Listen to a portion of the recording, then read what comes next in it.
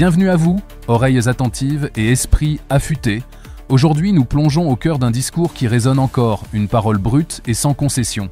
Il y a quelques jours à peine, le 17 mai 2025, à Florence, Jean-Luc Mélenchon prenait la parole. Pas n'importe où, ni n'importe comment.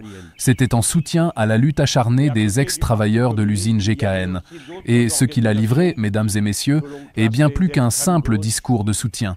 C'est une charge en règle, une vision du monde explosive qu'il entend imposer face à ce qu'il nomme la faillite du système. Préparez-vous, car nous allons décortiquer cette intervention qui se veut un électrochoc. On va explorer les méandres d'une pensée qui voit les puissants détruire et les peuples, selon lui, s'évertuer à reconstruire. Attachez vos ceintures, le voyage dans la vision Mélenchon, version Florence 2025, s'annonce mouvementé. D'entrée de jeu, depuis la Toscane, Jean-Luc Mélenchon rend un hommage appuyé à cette gauche italienne, un grand modèle pour sa génération de militants, une gauche dont il souligne la combativité et l'inventivité passée. Pour lui, ce rassemblement à Florence n'est pas anodin. Il le qualifie de beau moment dans sa longue vie de militant politique. Pourquoi ? Parce qu'il est intimement convaincu, et il le martèle, qu'une autre vision du monde est non seulement possible, mais absolument nécessaire. Et il pose immédiatement un jalon fondamental, la lutte est la clé de voûte de tout changement. Il n'est combat perdu avec certitude que celui qu'on ne mène pas, lance-t-il à la foule. Autrement dit, c'est par la lutte que le chemin lui-même s'ouvre. Une affirmation qui sonne comme un défi lancé à la face du défaitisme ambiant. Mais quelle est la cible de cette lutte prônée avec tant de ferveur ? Mélenchon ne fait pas dans la dentelle. Sa critique du capitalisme contemporain est d'une virulence rare. Il le décrit comme un système intrinsèquement destructeur, un monstre incapable de se corriger. Et il va plus loin, beaucoup plus loin. Accrochez-vous. Aujourd'hui non, le capitalisme est un système qui est parvenu à un point de développement où il est capable de faire du profit sur les destructions qu'il génère. Vous avez bien entendu. Pour Mélenchon, le système ne se contente pas de créer des crises, il s'en nourrit. Il prospère sur les ruines. Il parle sans ambages d'une faillite collective de la civilisation humaine si cette logique perdure. Cette crise structurelle, explique-t-il, trouve ses racines dans le ralentissement de l'accumulation du capital depuis les années 70. La réponse du système, concentration accrue, pression sur les peuples, et le retour, glaçant, à ce qu'il nomme une économie de guerre. Une perspective qui donne des sueurs froides. Face à ce constat apocalyptique, quelle est la première urgence selon Mélenchon ? Le refus de l'alignement politique. Il insiste sur la nécessité absolue de commencer par ne plus être politiquement aligné des maîtres du monde quels qu'ils soient.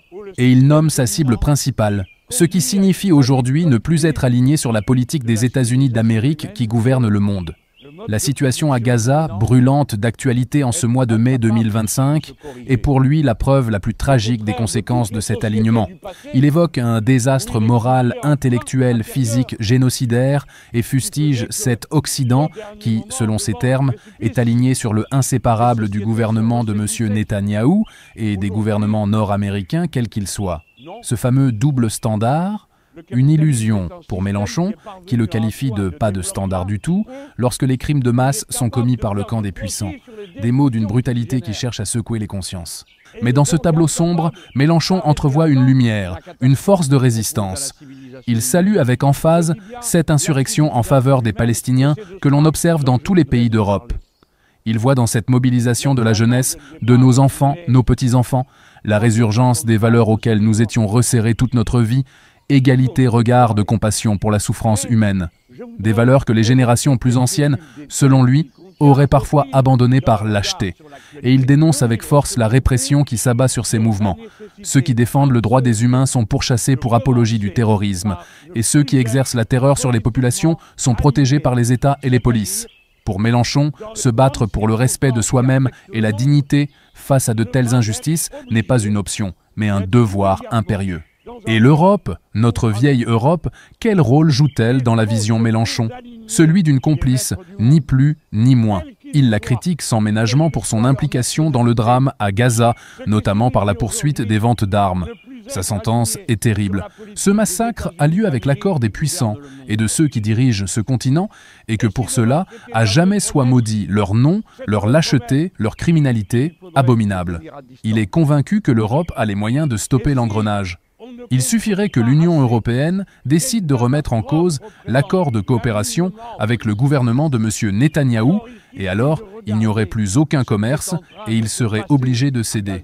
Cette inaction coupable, il la nomme clairement une complicité active dans les crimes commis. Les dirigeants actuels, conclut-il, ne représentent en rien les peuples. Revenons à cette inquiétante économie de guerre. Mélenchon y voit la solution ultime, bien que triviale et grossière, d'un capitalisme aux abois, incapable de vendre sa production dans un contexte de compétition exacerbée. L'économie de guerre ne peut produire qu'une chose, la guerre. Jamais l'économie de guerre ne produit de la paix, martèle-t-il, dénonçant une logique suicidaire où la destruction devient un débouché permanent. Le réarmement massif de l'Allemagne est pour lui une preuve tangible de cette dérive dangereuse. Une réponse non pas aux besoins humains, mais à la crise systémique d'accumulation du capital. Une fuite en avant potentiellement dévastatrice. Comment a-t-on pu arriver à un niveau d'absurdité pareil ? S'interroge-t-il rhétoriquement, pointant du doigt un système qui saccage la planète, pollution, malbouffe, tout en rendant l'accès aux besoins fondamentaux de plus en plus difficile.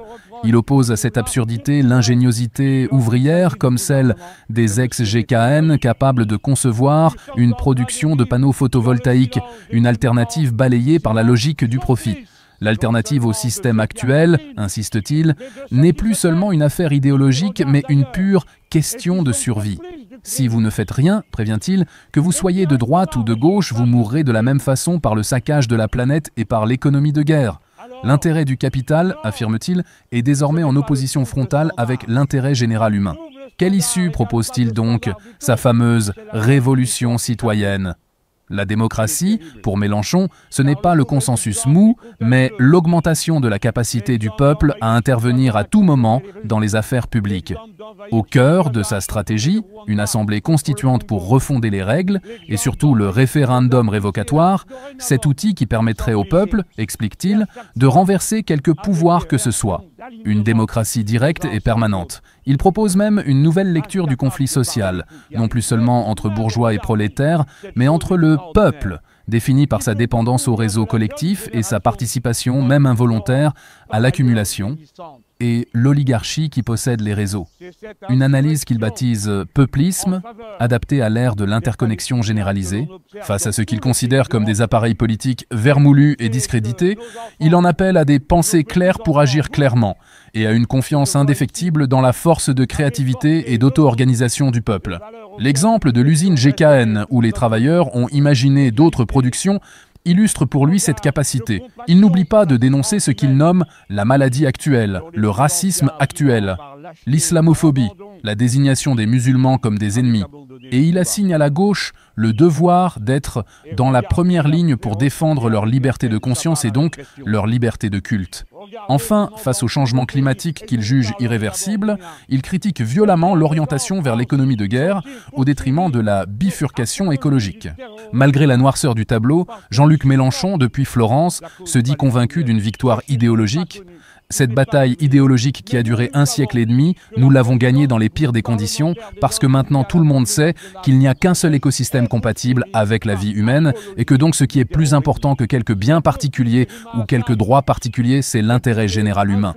Cette prise de conscience doit mener, selon lui, à la défense des biens communs et à l'interdiction de leur propriété privée.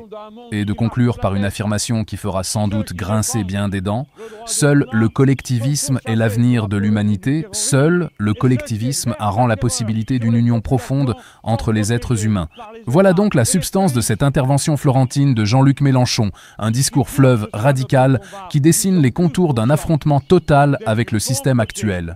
Ces mots, prononcés il y a à peine quelques jours, se veulent un catalyseur, une tentative de réveiller les consciences face à ce qu'il décrit comme une urgence absolue. Que l'on soit en accord ou en désaccord profond avec ses analyses et ses propositions, force est de constater que sa parole détonne, interroge et ne laisse personne indifférent. Est-ce le chant d'un prophète ou le discours d'un tribun hors sol ? La question reste ouverte et c'est à chacun de se forger sa propre opinion tranchée. Merci de nous avoir écoutés. Si cette analyse vous a interpellé, si elle a suscité en vous le débat, alors notre mission est en partie accomplie. N'oubliez pas de vous abonner à la chaîne et d'activer la cloche pour ne manquer aucune de nos prochaines plongées au cœur des discours qui façonnent notre époque. On se retrouve très vite pour une nouvelle dose de décryptage sans filtre. Portez-vous bien et surtout, gardez votre esprit critique en alerte.